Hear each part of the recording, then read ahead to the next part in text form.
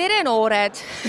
Ma alustan nagu vanaema, aga meie sõbrannadega rääkisime EFTA teemadel ja jutuks tuli selline asi, et meil kõigil on üks film, vähemalt üks film Eesti filmi ajaloost, mis on meid lapsena traumeerinud. Jutuks tuli näiteks Nukitsamees. Kuidas teil on? On teil mõni Eesti film, mis on teid eriliselt liigutanud, erilised mälestused jätnud?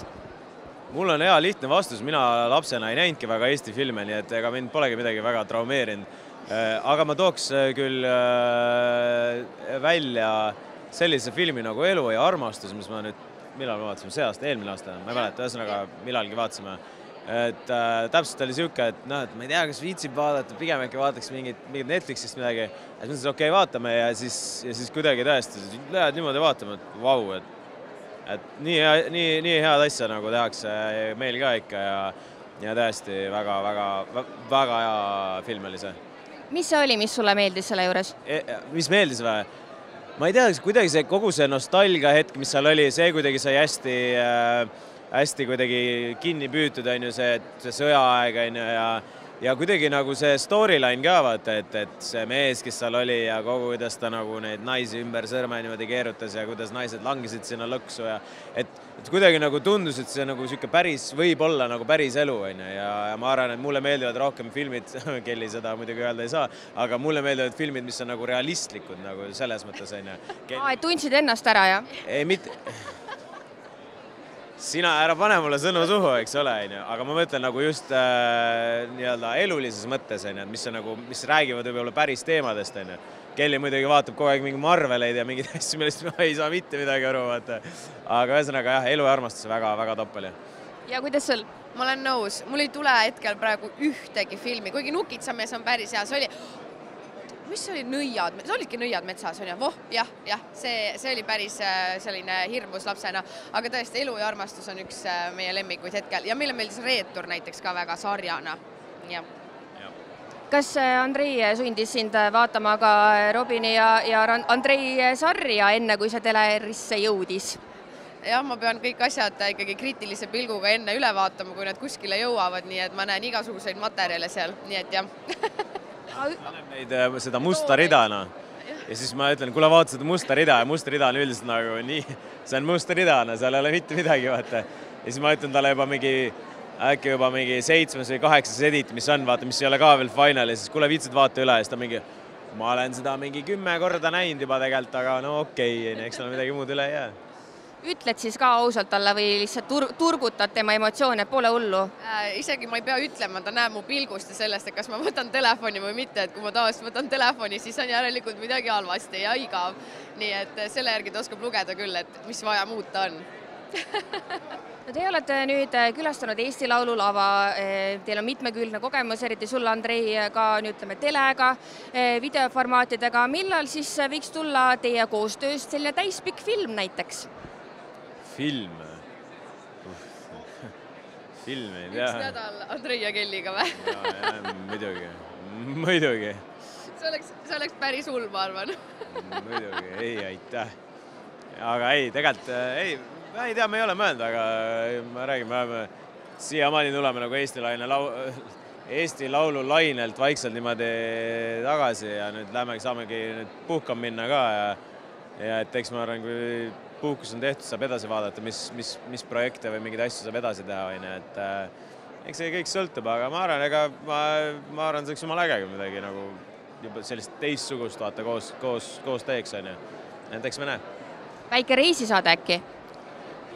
Lähme Türki. Ja Türgis teeme vloogi. Vlooge võime küll teha ise. Eks ne reisisaateid on küll ja veel tehtud, võib-olla midagi muud äkki orgunnida, aga ma räägin, ei tea veel, ei ole mõelnud ka tegelikult. Lõpuks ikkagi natuke see halba teemad ka, sellepärast, et näiteks kui mina olen tavaliselt see inimene, kes vaatab erinevaid üritusi videopildi vahendusel, siis mina mõtlen, et on ülitoredad ja ilusad inimesed küll, aga neil peab ikkagi midagi viga ka olema. Palun avaldage meie lugejatele oma kõige suurem pahe. Mis asi oma kõige suurem? Pahe või? Eks see on suht fair, et kõik, kes on kuskil meedias või ala siin või millegiga tegelevad, kus on nagu kaamerad ja tele ja tähelepanu, neil on paratamatult on selline suurem tähelepanu vajadus. Et võib-olla need, kes noh, tegelikult siin on nagu see, et need, kes kuidagi võib-olla ei pürgi, vaata nii, ei taha nii palju tähelepanu, on just nagu kaamera taga, on ju. Et see on ka nagu nii-öelda siin tegelikult hästi nagu kuidagi näidatud, on ju. Ma ei tea, mis pahe on. Ma ei tea, no. Kelly teab. Ma nägin su pilgus, see on see pilk, ma tean. Ma ei tea. Ma tahtsin küsida, et kas ta tahab jõuda jutuga sinna, et ta kõige suurem vahe on tähelepanu vajadus või? Mis see tähendas nüüd? Jaa, ei, ma arvan küll, jah, et selles mõttes, et nagu, eks see ongi, vaata, et jälle see vaakin, vaata kuskil või no vaata, ükskõik, kes meil meedias on, jälle see maljukas kuskil pildis, vaata, et see, jah, ma arvan, meiesuguste puhul on jah selline võib-olla mingi tähelepanu asi, vaata. Aga no samas, ega muidu ei saaks seda teha ka, on ju. Kinnitan, vaata, ma küsisin teie mõlema käest, aga eetri rääkisid nüüd sina täis. Ma küsiks nüüd ka su neiu käest, et milline on sinu suurim pahe? Mul ei olegi ühtegi pahet, on või? Äkki on, ma koristan liiga palju. Hullumiseni, ehk siis nagu mingist hetkest see on pahe. Jaa. Nägid. Aga muusika, kas tuleb veel? Kui Andrei mulle midagi teeks, siis ma isegi teeks midagi, jah? Jaa, eks me oleme jutustanud ja rääkinud sellest ja Kelly jubedalt tahab teha, eks ma ise ka tegelikult tahan. Aga ongi, praegu lihtsalt, teeme, ma räägin, esimene puhkus tuleb reaalselt, kus saab nagu korraks nagu lihtsalt nagu olla, kus ei pea mitte millegi peale mõtlema mingil määral ja võib-olla vaatab, kui see nagu sellisesse vormi saab, et siis võib-olla saab nagu seda mussi nagu palju vabamalt teha ka, et siis hakkab tulema, et kui sa ei ole nagu pinges vaata kogu aeg, et see on nagu hästi oluline ka. Et ma arvan, et võib-olla isegi Türgis äkki natuke kuskilt midagi siit-sealt teeme, eks me näe. Sel korral lähed ilma nututa stuudiosse? Jaa, ma loodan küll.